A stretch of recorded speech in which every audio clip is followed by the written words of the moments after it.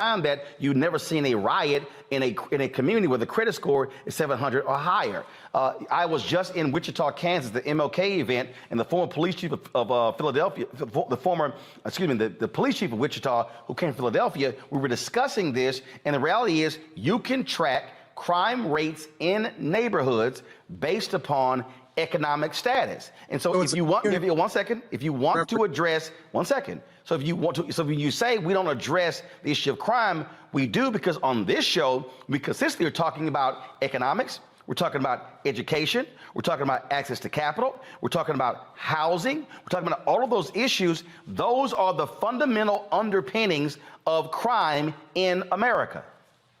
Right. So I'm not sure if you read the article or not, but at the end of it, it does say that it's a community issue. We as a community have to fix this. See, that is the goal of most modern day black conservative Republicans, is to distract you from knowing the role that the government played in creating your condition.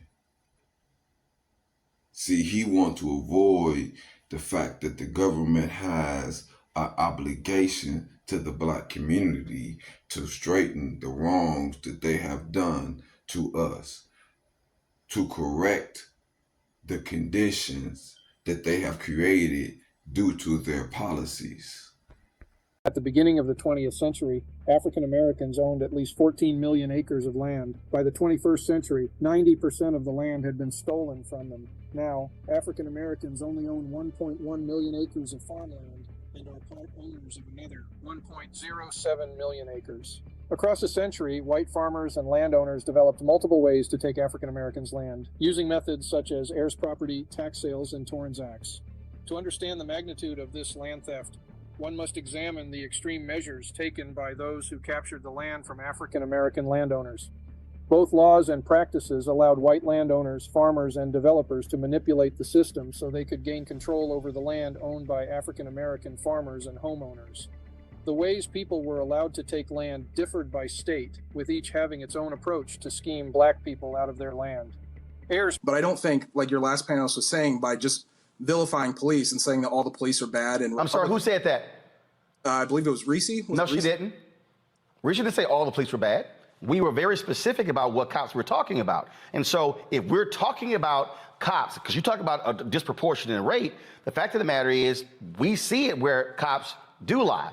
In your neighboring Chicago, there was a judge who got so sick and tired of cops lying on the witness stand that he literally reported them to the Citizens Accountability, saying, I will not allow these cops to come back in here. You have district attorneys in Prince George's County and also in Chicago. They have lists of cops who they will not let testify because they are known to lie. So why can't we hold cops accountable for also committing crimes and lying and making things up in police reports?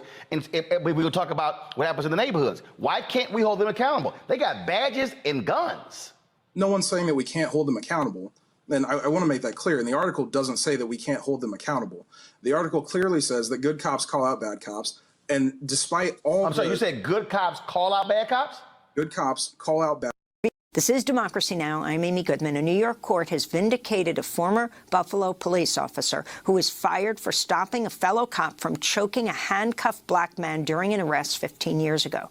In 2006, Carol Horn, who is black, saw a white officer repeatedly punching the man in the face before putting him in a chokehold. After Horn heard the man say, "I can't breathe," she intervened, grabbing the officer's arm.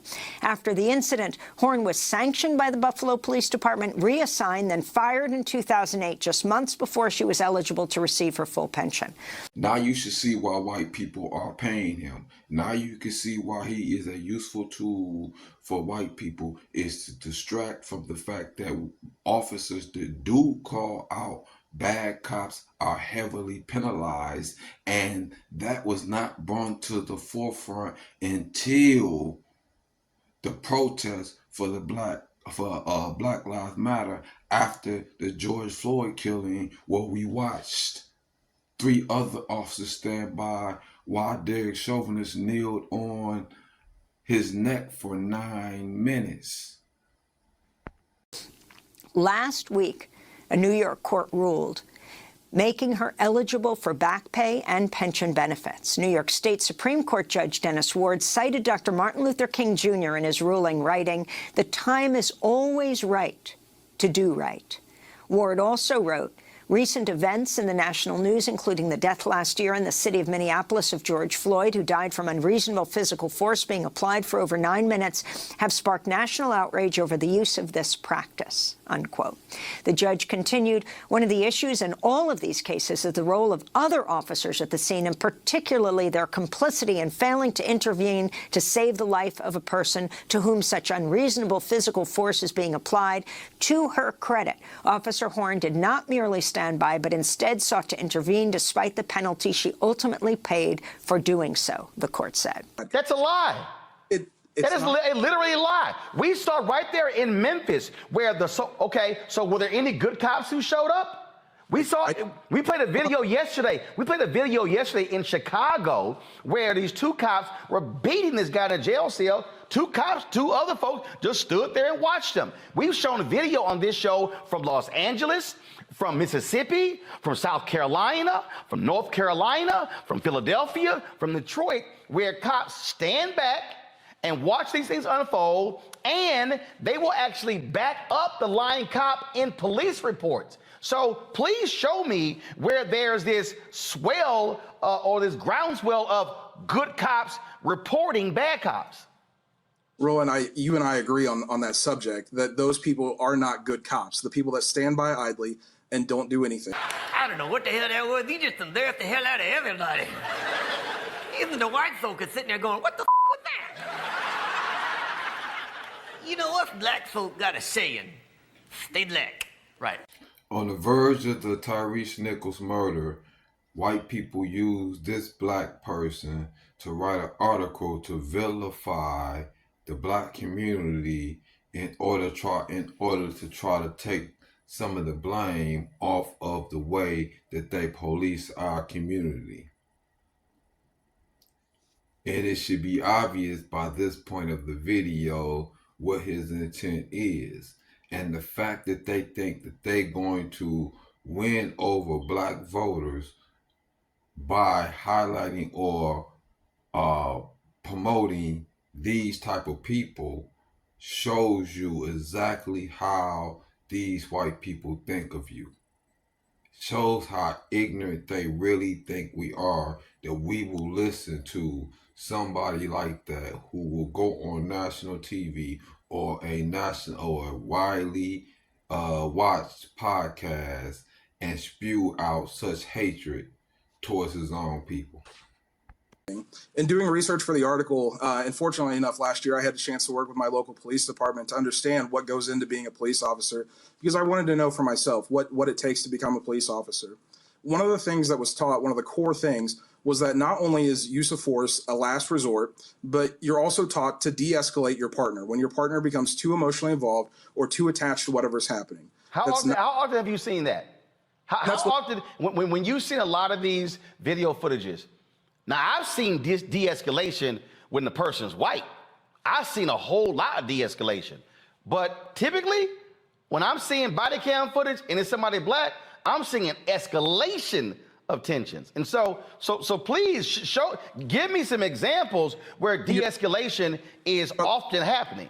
You're talking about the videos that have been seen. What about the thousands that haven't been released because there was a successful de-escalation or there was a successful stoppage of whatever was happening? I got some advice to you. What? Stay white. Right, look, I know a lot of white people emulate the African-American culture that makes themselves seem cooler. Yeah, us black folk got a word for that. What? Irritating. So I say it again, and it goes for most everybody in this room. I stay black, you stay white. Right. This ventriloquist and his black dummy did the same thing as this black conservative Republican. Promote a negative stereotype against blacks and reinforce a positive image of white Americans. That is his whole objective. Or the video, or the examples where the cops didn't turn the cameras on, and where in Chicago they were breaking the antennas off of the dash cam cameras as well. I mean, again, the point here is, again, we're still talking about a fundamental problem in this country. Last year, police in America, based upon the data, Samuel Singawe, we had him on the show, they killed more people in 2022 than any other point in history. We have seen a dramatic increase of police violence. We have seen insurance companies come out and say that they are going to stop insuring cities, or they're going to actually raise their rates because of the high number of police violence cases. And so I'm trying to understand, you want to talk about black on black crime as a conservative. Here's what I want to know. Where are all of the fiscal conservatives complaining about the millions upon millions and billions being spent on police settlements? I hope it's obvious the intent of this man and his article is to deflect the attention away from the negative policing that are suffered in our community. And I hope that we really begin to hold these type of people accountable for daring to come in our community and spew such rhetoric and hatred about their own people. Yes, I actually did read the article, and I have to say, I think it's appalling to use the brutal death of Tyree Nichols to advance propaganda as Black people as violent. You compared, you compared, I listened for the past 10 minutes without, whatever. So anyway, so you compared the cops to gang violence, which is more coded language, anti-Black coded language. And I do agree with you on that, though, because the police departments, like the ones that are out of control and need consent decrees, which as a member of Project 21, I'm sure you know that in their Black agenda is to do away with consent decrees, that the police officers often are like gang members. This just so happens to be Black gang members that are in the police department, and they just so happen to not get the protection of that blue line. But to your point that Black people don't care about Black on Black crime, that is completely false.